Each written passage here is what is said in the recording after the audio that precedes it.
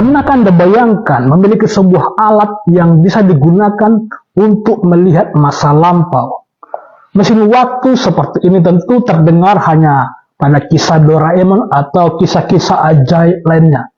Yang menjadi pertanyaannya adalah, apakah benda seperti ini pernah ada di dunia? Jawabannya, ya, ada.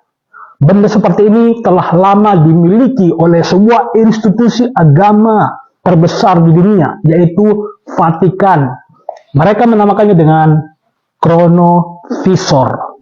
Tahukah Anda bahwa Vatikan memiliki banyak ruang rahasia di dalamnya? Dan salah satu yang paling dirahasiakan adalah sebuah alat yang dinamakan Chronovisor.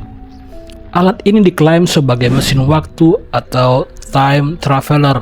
Lewat alat ini, mereka bisa melihat peristiwa di masa lalu, baik untuk mengeksplorasi sejarah ataupun untuk agenda lainnya. Alat ini adalah sejenis portal yang bisa membuka dimensi lain dan membawa orang masuk ke ruang dan waktu yang berbeda. Kisah ini pertama kali mencuat ke permukaan melalui pengakuan seorang biarawan Benediktin bernama Pellegrino Ernetti pada tahun 1960-an. Ernetti mengklaim bahwa ia bersama dengan tim ilmuwan terkenal termasuk fisikawan pemenang Nobel Enrico Fermi dan mantan ilmuwan Nazi Wernher von Braun berhasil menciptakan sebuah perangkat yang dapat melihat peristiwa masa lalu. Perangkat ini disebut dengan Chronovisor, terbuat dari katoda sinar, antena, dan logam-logam khusus yang dapat menangkap sinyal, suara, dan cahaya dari berbagai panjang gelombang.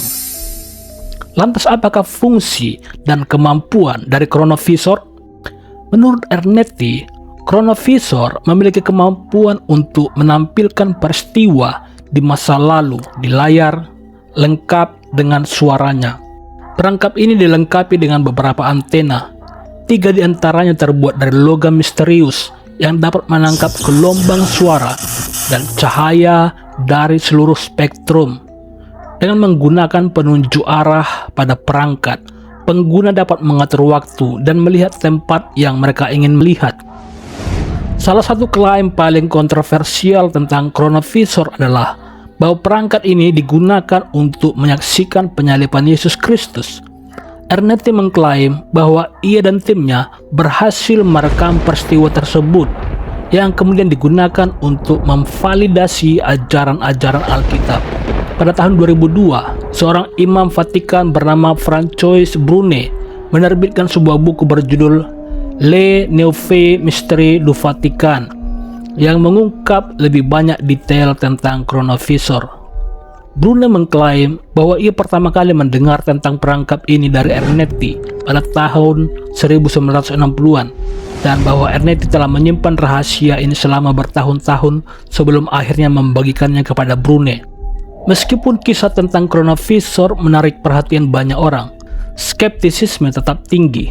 Banyak ilmuwan dan sejarawan yang meragukan keberadaan perangkat ini, menganggapnya sebagai mitos atau cerita fiksi belaka. Mereka berpendapat bahwa tidak ada bukti ilmiah yang mendukung klaim tentang kemampuan perangkat ini untuk melihat masa lalu.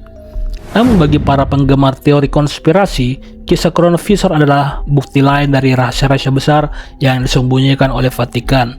Mereka percaya bahwa perangkat ini benar-benar ada dan digunakan oleh Vatikan untuk mengontrol narasi sejarah dan menjaga kekuasaan mereka. Beberapa bahkan berpendapat bahwa Chronovisor masih digunakan hingga saat ini untuk tujuan yang tidak diketahui. Kisah tentang Chronovisor telah menginspirasi banyak karya fiksi ilmiah dan teori konspirasi. Dalam budaya populer, konsep mesin waktu yang dapat melihat masa lalu sering sekali muncul dalam buku, film, dan acara televisi.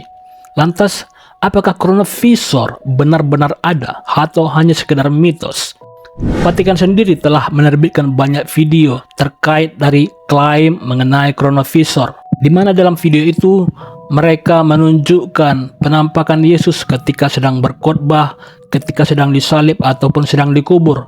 Dan kemudian juga beberapa video lainnya, yaitu Chronovisor itu menunjukkan video bahwa manusia pernah memiliki peradaban yang tinggi, di mana ada peradaban teknologi sejenis UFO yang pernah berperang di bumi, dan banyak video-video mencengangkan lainnya.